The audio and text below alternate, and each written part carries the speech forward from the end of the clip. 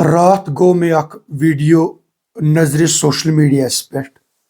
اس میں ایک دوستن سوزمت تو تمو پن تر پہ کی شبہات تو اعتراضات پیش کرمت یم میں برحق باسے حالانکہ یم شبہات میں برہ ترمت آج یسو تھوڑا بہت ات پہ کت کر دراصل میرائٹل ڈسپیوٹ بٲژن دون درمیان سہ میرائٹل ڈسپیوٹ حل کرنے خاطر زونک تمو مناسب بطور سالس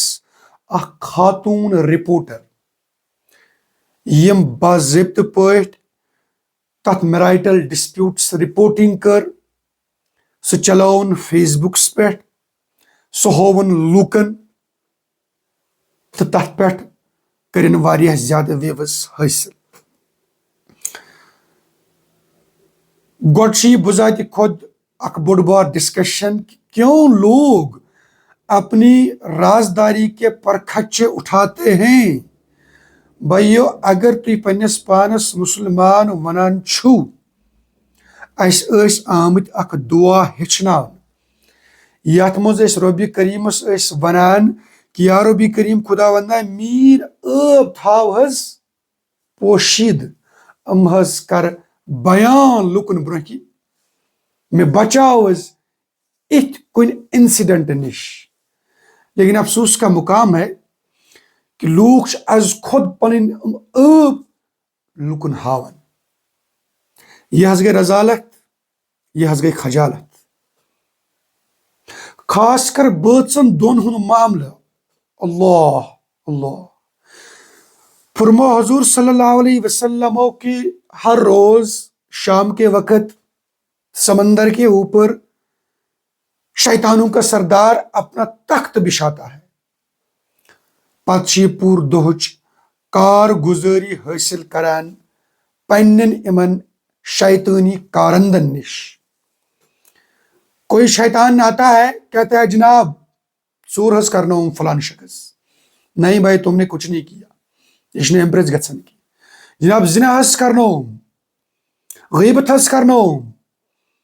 اپز حظ ونوم مالس ماجہ ہز نافرمانی حظ کرنوم فساد حظ تلوم جنگ و جدل حظ گو نہیں نہیں تم میں سے کسی نے کوئی اچھا کام نہیں کیا آئی ایم ناٹ امپریسڈ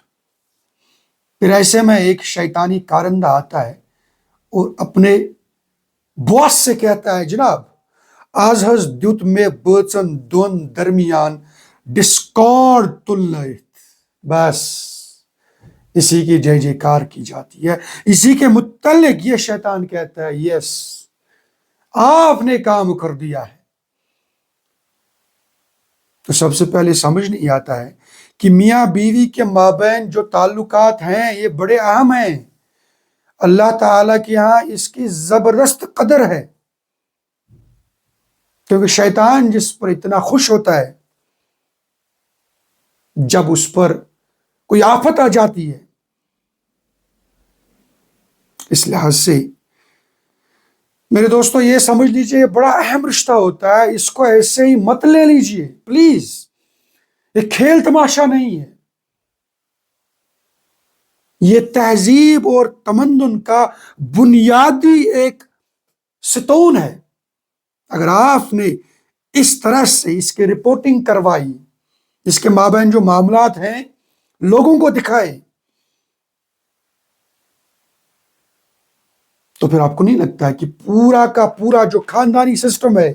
تہذیب اور تمدن کا گہوارہ ہے یہ بکھر کر آپ رکھ دیں گے افسوس اس طرح کے طرز عمل سے باز آ جائیے انسان کے اندر کئی سارے عیب ہیں لیکن ہم اللہ تعالیٰ سے دعا مانگتے ہیں بلکہ جو ہم نماز حاجات پڑھتے ہیں اس کے بعد جو دعا ہم مانگتے ہیں اس میں ایک چیز یہ بھی ہے وَلَا عَيْبًا إِلَّا سَتَرْتَ اللہ اگر آپ مجھے عیب دیں گے